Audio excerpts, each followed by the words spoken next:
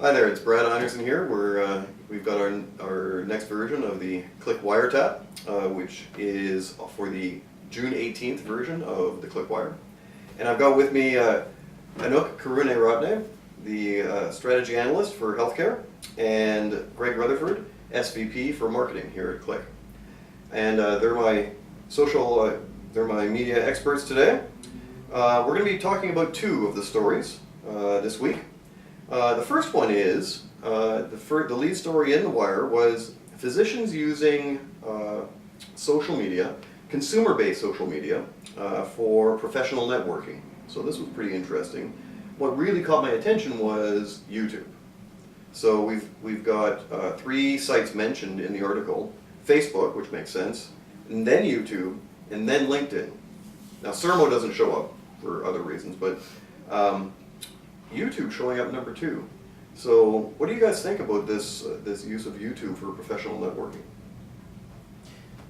I think it's certainly interesting, given that we know that the stat that YouTube is the second largest search engine gets thrown around a lot, and as an engagement medium, video typically is a little sexier, a little more functional in terms of communicating sort of more complex subject matter, and so I can see the relevance to HCPs in terms of being a tool that's used as a professional networking tool.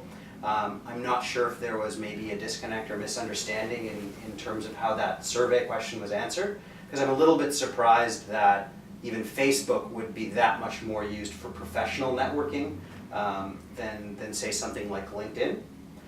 So I don't know, I'd like to delve a little bit deeper into that, but I certainly see the utility of YouTube as a medium. Not sure about the professional networking angle.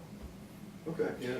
Yeah, I think the bigger story is that Sermo is almost abandoned in terms of what it was intended to do. I think that that choice of whether it be LinkedIn or YouTube or Facebook maybe is a correlate to what they were using it from a personal perspective, and that really what's let them down is this notion that Sermo's promise was unfulfilled, and that's what I think is really the story behind that story. Okay, so the promise was unfulfilled. So what specifically was that promise? Well, I think the intent was that physicians as a group could feel that they had a place to go, a place to share, that was basically removed, at least at arm's length, from industry. And I think the promise was not realized. So my understanding, and I'm not deep in it, but my understanding is that it didn't garner the sort of interest that the original intent was, that the promise failed to be realized, and as a result, you kind of go back to what you know, and for those that were comfortable in the LinkedIn forum, why not stay there? For those comfortable or exploring YouTube, why not go there? Because there's not that alternative. Right. So yeah, almost like, well, if it's going to be public anyway, I may as well just use this. Yeah, right. Yeah, and I remember about 6 months ago there was a tweet chat where Sermo got into trouble because one of the analysts at Sermo actually, he said straight up the truth, which was, oh yeah, and pharma can buy in and listen to the conversations and stuff. Exactly. And there was this huge, hoopla about it. And Sermo was confused because it is in their terms and conditions, and it's by no means hidden, but it's not the very first thing you see when you sign up. Right. So, and doctors are people too. They also don't read the license agreement. Right, and I think for all the right reasons, physicians probably looked for a place that they could feel that it was a safe haven, Right. and that they could in fact just say what was on their mind, and the knowledge that that was not possible, I can totally understand why they decided, well, I'll just go elsewhere. Yeah. You know what doctors really want? What they want is patients like me for doctors, right? Mm-hmm. Something that's the Nielsen scanning, patients like me notwithstanding. Yeah. They got in trouble for that. Okay, cool. And then the next article here that we want to talk about, just two of them this week, is digital getting larger, so a larger slice of the U.S. pharma marketing pie. So what do you think is driving that? Well, I think that comes from the original Booz report that came out, and I think it cited a couple really interesting things. One was that, and as a pharma marketer for many years, I know that the focal point of our key targets were targets within the community-based healthcare professional ranks. And the article specifically cited that, that community-based HCP, in terms of its relevance and importance as pharma pursues physician-patient engagement and ultimately script fulfillment, it's becoming more and more difficult for that community-based HCP to single-handedly or on their shoulders make that engagement and that script fulfillment happen. They are very much needing to work closely with managed care organizations in terms of reimbursement and coverage in terms of covered lives.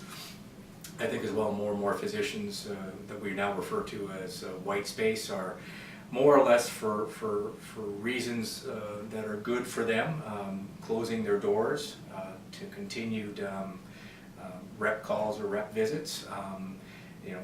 Industry struggles with providing points of differentiation and points of value. So as a result, I think no longer, and this article cited this, no longer can you make the community-based HCP the focal point. If managed care is increasing in terms of importance, and so are patients, because also more and more patients today are becoming much more knowledgeable in advance of that engagement with their physician. They are very well read, they have access to a great more resources. I don't know exactly what the exact number is, but I know they've visited X number of unbranded locations, X number of branded locations. Many times patients have gone on to clinicaltrials.gov, or they have an awareness of pipeline in terms of what's coming to the market. They have an understanding of what studies are going on. And in many examples, they actually come to that engagement with a drug in mind. So they're actually asking for a drug by name. And I know by working with some of our clients that there has been some research that suggests that as much as 60 to 70% of the time a patient asks for a drug by name, they actually get it. So if you're a pharma marketer now sitting behind the desk, and I think the poll of input came from pharma in terms of EU and US marketers, I think you start to think in terms of how best can I reach this new target audience. If it's patients, it's probably through digital social media that you're better going to be able to reach and penetrate and provide access to good information, as well as managed care. And managed care facing digital assets are probably a very good way to go, as people are starved for information and want to retrieve it. Mm-hmm.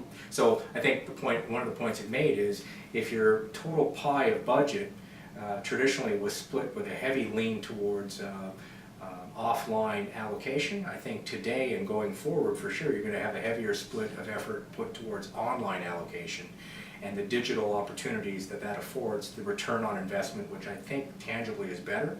It makes good sense to shift that allocation of effort. That makes sense, that makes sense. And the story was also talking about how a lot of the blockbuster drugs are going off patent and heading towards sort of smaller, more niche markets. Anuk, do you have any thoughts on digital for those niche markets? Yeah, I mean, I think digital, in terms of its effectiveness at targeting a much smaller audience, is more effective than some of the traditional media like TV or print. Just in terms of being able to find those people at specific destinations for them. So if we're talking about even something as small as an orphan drug indication. The other thing is it tends to be more effective because you're better at targeting, but you're also able to get people more information, and ultimately, as we've seen with digital, it's a more effective means of ultimately changing behavior rather than increasing awareness. Mm-hmm. And so we're seeing that increasingly being employed. The other thing is with some of the smaller indications, the average patient value of sort of lifetime value of a patient is significantly higher, and so we're able to take a more multi-channel approach that historically maybe we wouldn't have with some other potential drugs. Yeah, and I think to add more and more now companies are recognizing that early in the process of commercialization anyways, they start to map out a patient journey or a buying process, and I think that illustrates and highlights a couple different points of engagement. And I think if you've got a smaller N in terms of targeted population and you've got limited numbers of engagements that you can really take advantage of, that just really speaks in volumes to a very strong digital approach.